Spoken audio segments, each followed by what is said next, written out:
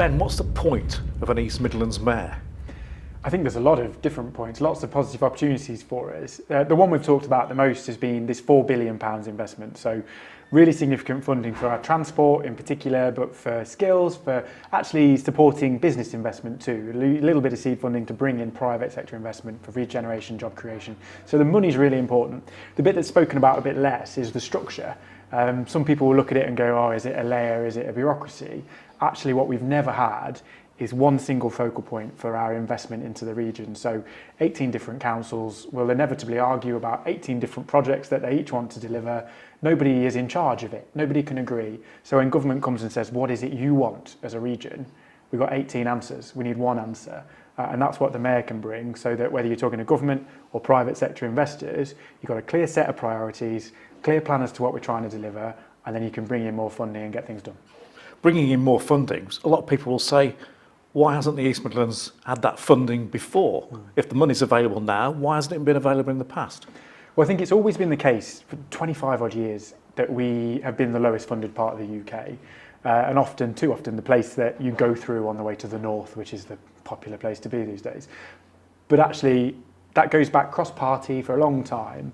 I think it's a structural problem. I think it is, as I've described, that our local governance is too complicated. There's no clear voice, there's no clear plan. And unlike the West Midlands, where people automatically jump to Birmingham, or the Northwest, Manchester or Liverpool, we've got lots of small cities and towns, Nottingham, Derby, Leicester, and all the towns around. So there's no clear focal point, there's no clear voice. And when government says, what are we investing in Nottinghamshire and Derbyshire, as I say, 18 councils have 18 different views, whereas the mayor can collate all of that together in one place, prioritise and say, right, government, these are my 3 top things. This is the work we've done on them so far. This is what I need from you to get them delivered, and that will be a game changer, I think. Some people might say that's making it overcomplicated, because if you are close to your local council, you're going to think, well, what's the point of having a mayor as well? It's a fair point, and I think the structures of all of this will be complicated still. I think the mayor can help improve on that. So you bring everybody under one umbrella, right? Instead of us duplicating everything, or even on simple things like waste management, you've got 18 different councils doing 18 different versions of bin collections when they're all doing the same thing in the same place. Why would you not do it together? So some of those conversations we can have that I think will lead us to economies of scale and reducing duplication and things as well in time, and make it simpler. And when you add this in, there will also inevitably be a conversation that says, do we need 18 councils? I actually don't think we do. And I'm sure we'll come to that conversation as well in due course. But in the first instance, just having a clear person, a clear place, whether you're the government or a business, to go and speak to about what you want to do and invest in the region will make a big, big difference. How democratic is that, though? You're talking about getting rid of some councils. It's part of our democracy that we have that ability to vote for people right down to parish councils at local level. And we always will have that, and this doesn't change any of that. I think inevitably it will start a conversation, because a lot of people are saying, is this a layer? Is it another layer? I don't think it is, because it replaces existing organisations. It's not a new thing. But there's a mindset that says this is another layer of governance. So it inevitably sparks a conversation about what layers are appropriate and what's the right levels. That's not for me to decide. I just think that will be a conversation that will flow from it. But actually, in terms of democracy, it doesn't override any of those people. It just brings them all into the same tent. It gets them working together. So all those councils will be sat around the table talking to each other about how can we make those services more efficient, and how can we work for our place, for our area, rather than how do I work for my organisation, which is inevitably not the best way to get the right outcomes. You're getting all these different political leaders then under a tent, as you say. You've got a problem though, haven't you? If those political leaders are from different parties, which they will be. They will be, and I think so far we've worked really well together. So one of the biggest things I've tried to do since I've been the leader of the county council is build on those relationships.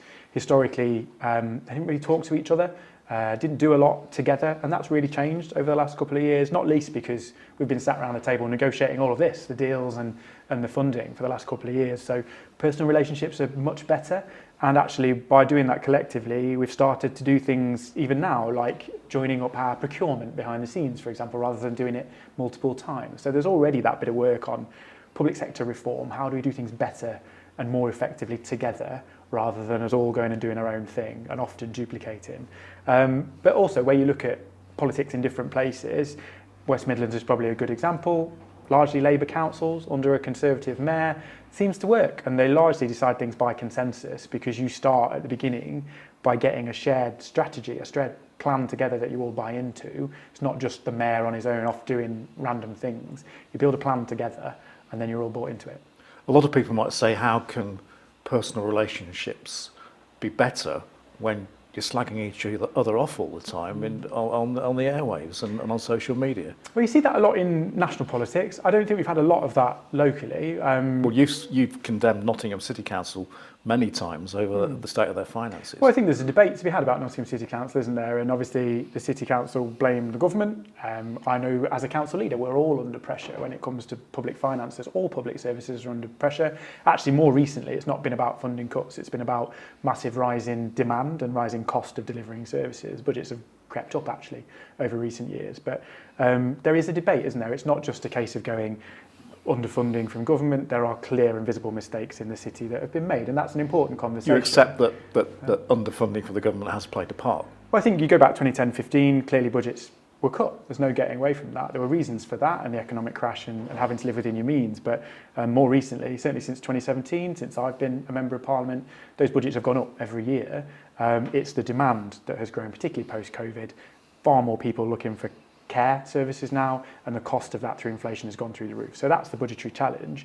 You look across either side of the border in Nottinghamshire, we've got a county council that actually gets less funding per head of population than the city does, but the county is in very good financial shape and the city has gone bust. So there have to be local factors, and those local factors are very well documented in terms of Robin Hood energy and whatever. But I've always tried to make that about the issues, not about personal slanging matches. There's an important debate and conversation to have. But I do think when you actually look around our regional conversation, there's very little, that leader or that person's done X or isn't a good person. It tends to be a debate about issues, which I think is better. Because you must accept that the Robin Hood energy and the other mistake that they made as well was it's actually only a small proportion of the money they've actually lost in government cuts. Well, it's a small proportion of the budget that's come down over that period. That's absolutely true. What I would say is we've all had those pressures, we've all had those funding cuts between 2010 and 15 in particular.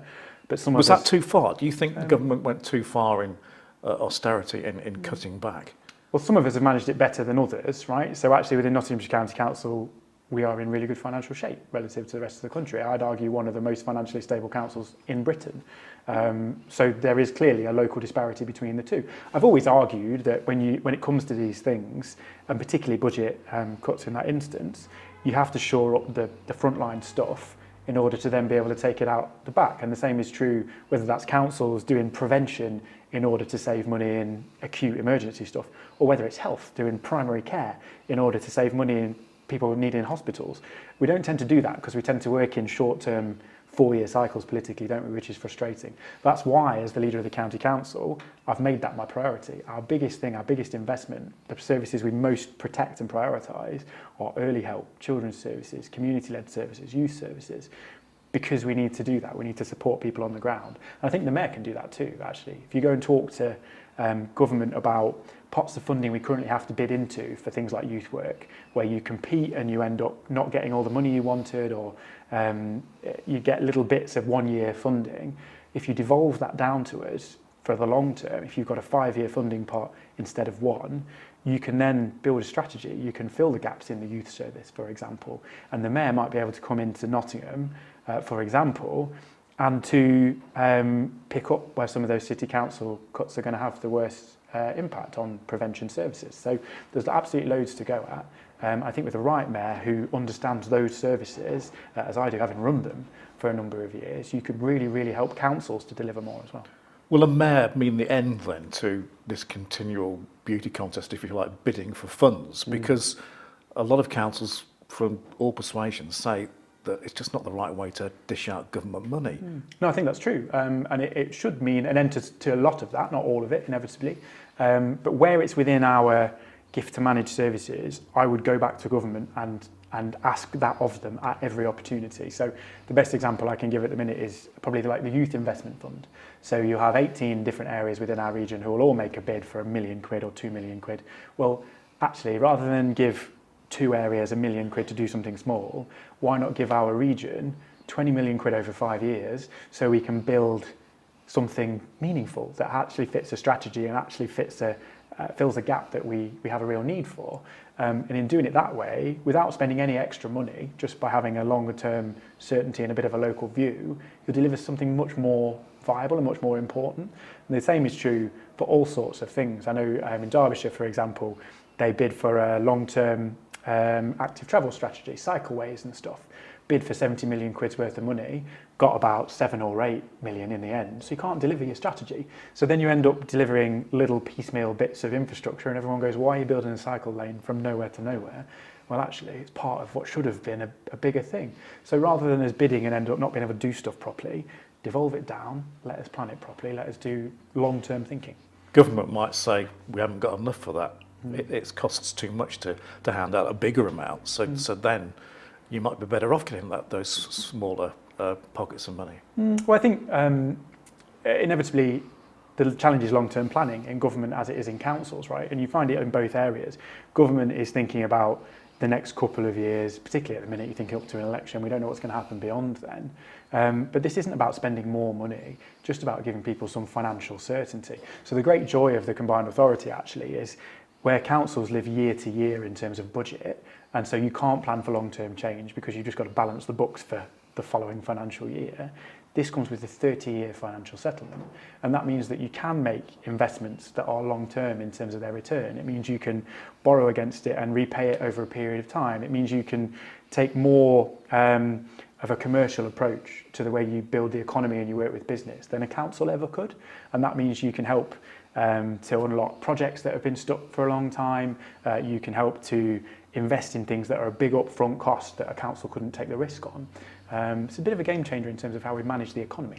You must be heartened then that Labour has said that they're all for devolution and want to see more of it.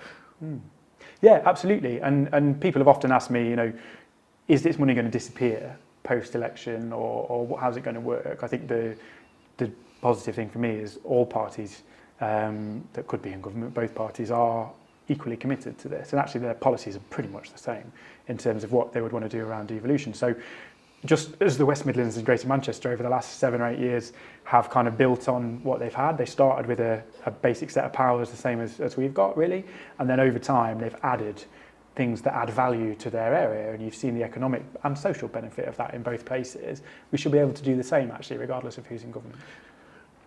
And on that, do you think that adding Leicester and Leicestershire and Rutland eventually is a way forward? It's got to be a way forward for the East Midlands as a brand, if nothing else. Yeah, well, I think, and will inevitably one of the questions has been, this is called the East Midlands Combined Authority. Why is Leicestershire in particular not in it? Lincolnshire are doing their own thing and will have their own regional mayor. I would like them to be in it. We started a conversation that said they would be in it, and for all sorts of internal political reasons within Leicestershire, that hasn't happened, but the door's very much open from, I think, all of our perspectives as council leaders within the Combined Authority. And what would be the benefits for the people in those 3 counties should that happen?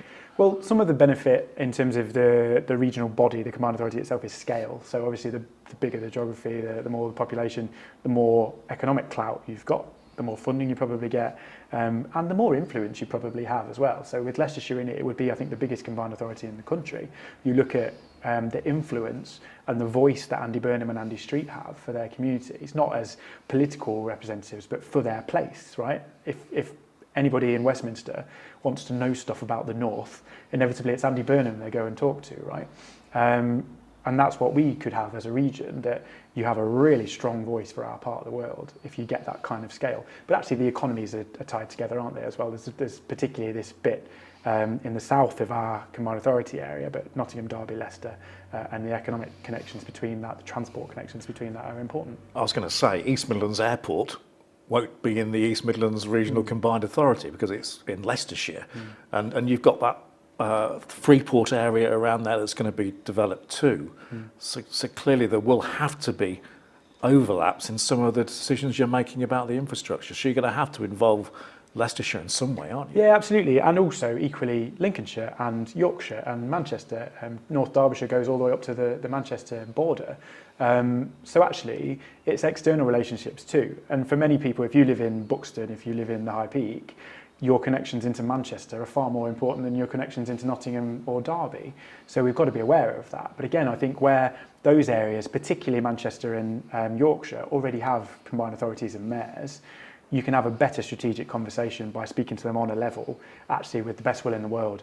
There's very little High Peak Borough Council can say to Andy Burnham about getting what they want, because they've not really got any clout to ask.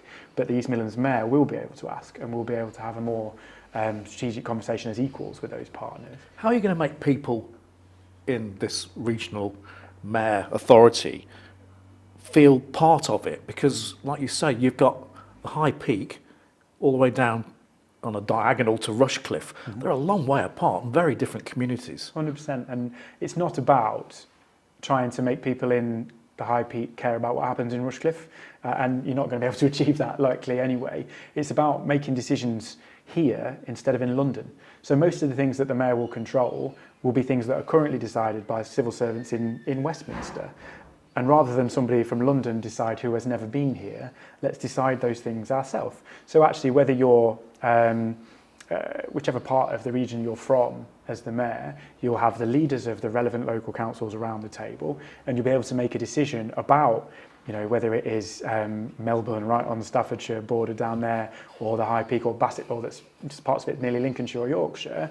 You'll be far closer to those communities and able to make a much more enlightened decision about what's needed in those communities than anybody in London ever could.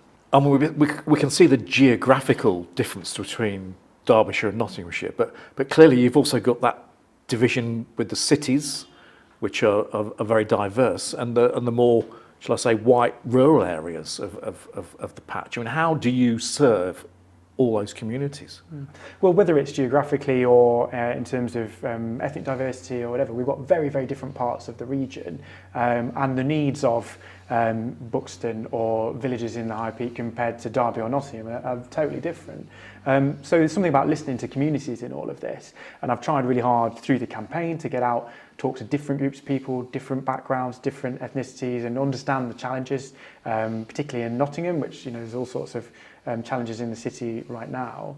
I think it's about listening and bringing people into the tent in decision making. So whether you're, as I say, whether you're in a village in the High Peak or whether you're in the centre of Nottingham, you've got a stake in this somewhere through your community and your local businesses or your local leaders who are involved in this decision making. As a mayor, I want to get out and listen to people, so we'll have regular engagement events around the whole area in all sorts of different settings and communities as well, and make sure people can feel that they can engage and be listened to. But it's also the case that, as I've said in some of the answers around the geography, it's not about trying to come up with one plan for this whole region, because that will never ever work. It's about being able to be as local as possible. So actually you'll be able to look at Derby or Nottingham on Derby or Nottingham's merits and what it needs and what its challenges are, and then build an organisation that meets those challenges. Whereas now, we look at what grant funding is available from central government and how do we find projects that might meet that criteria. Well, actually, let's look at our places and our communities individually, whether they're rural areas in the Derbyshire Dales or their city centres, and ask ourselves, what do they need? What do residents, businesses in those places say they need? And how does the mayor facilitate and deliver that? And I think culturally, that's a real different conversation to have, one that I think will be really positive. Because people always say, I imagine to you as a politician, what are you going to do for me? Often the case, yeah. And it's amazing that even as an MP, where your responsibility is largely national stuff, big national policy, it's very often that real local community stuff that people come and talk to me about. Most of my constituency surgeries are, what about the roads? What about the bins? What about dog poo in the park? And it's the stuff you see every day. And the mayor, as I say, has this unique ability with the kind of particular place they have in the system to both have that national conversation but equate that back to, what does that mean for you? I can fix your local bus. I can sort your local road out in a way that MPs can't and councils can't.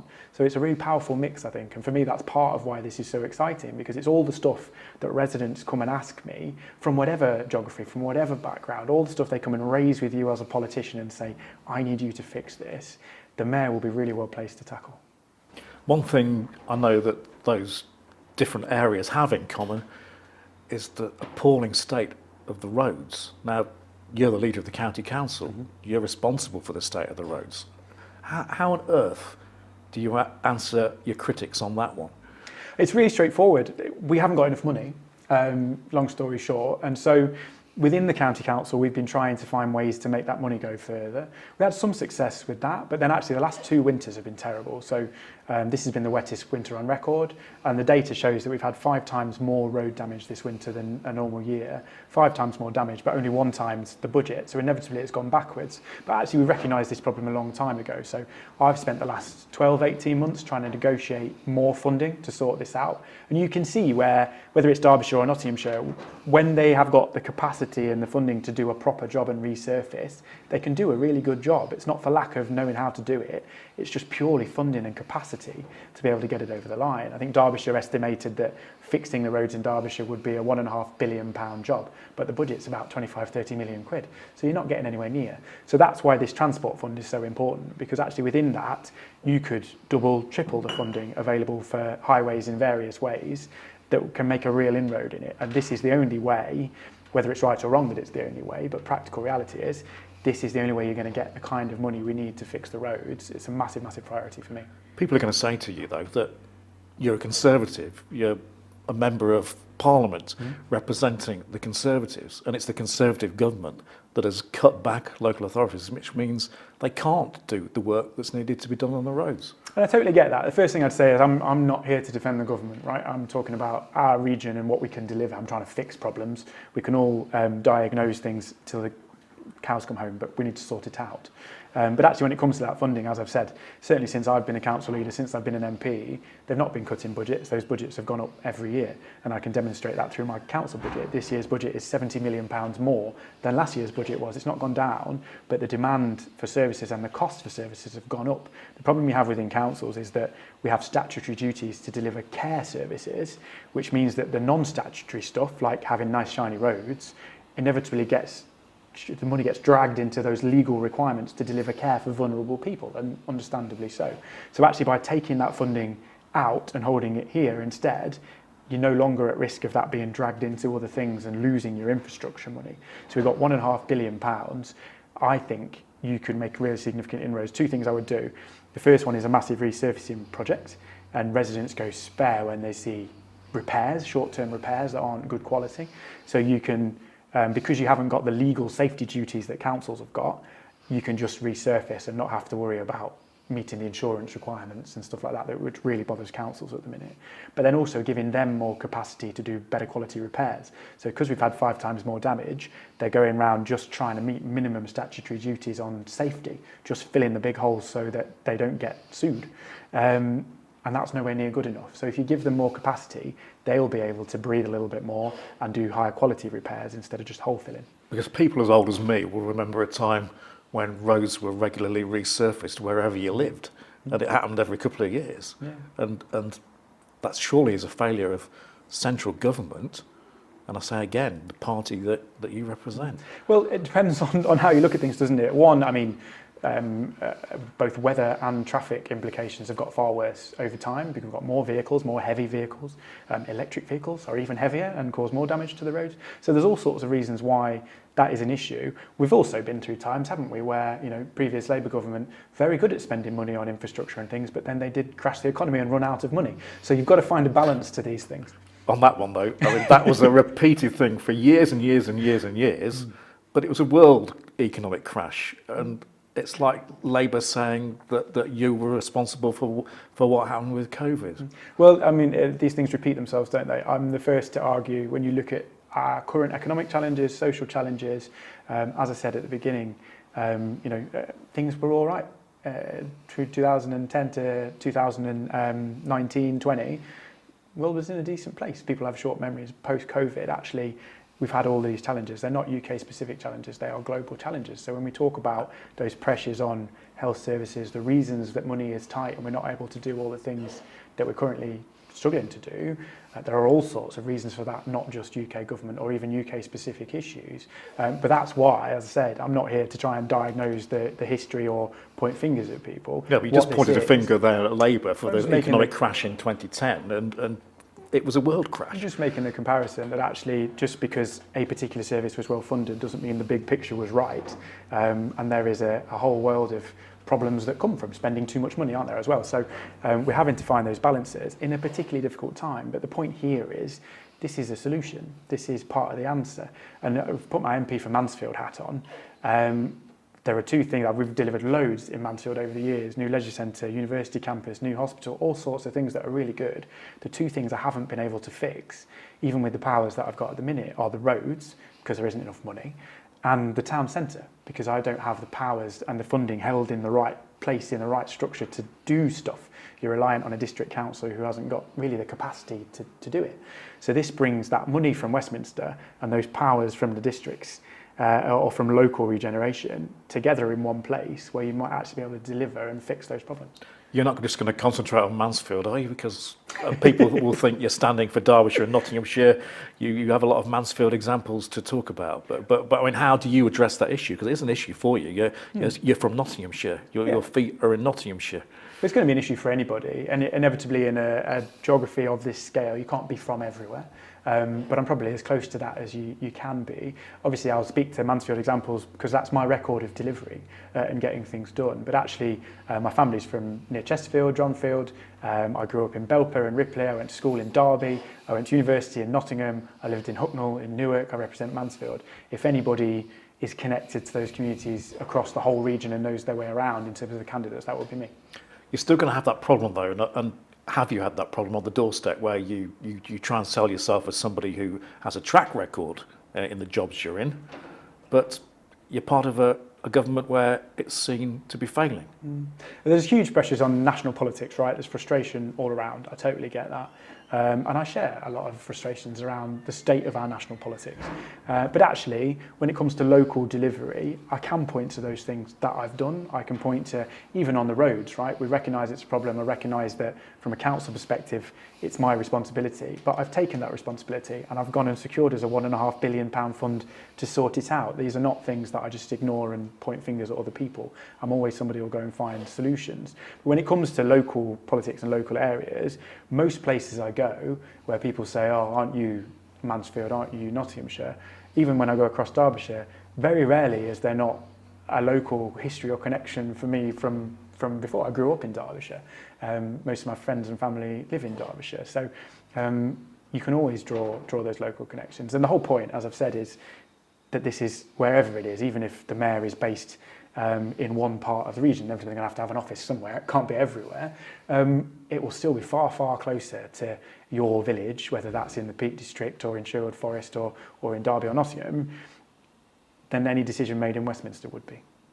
And talking about the hats, different hats you're wearing, you get this thrown at you a lot. You're after another job, which will be your third job.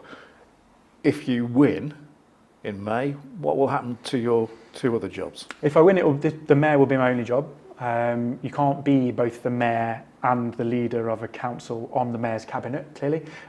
So the council role has to go immediately. Legally, you can't do both.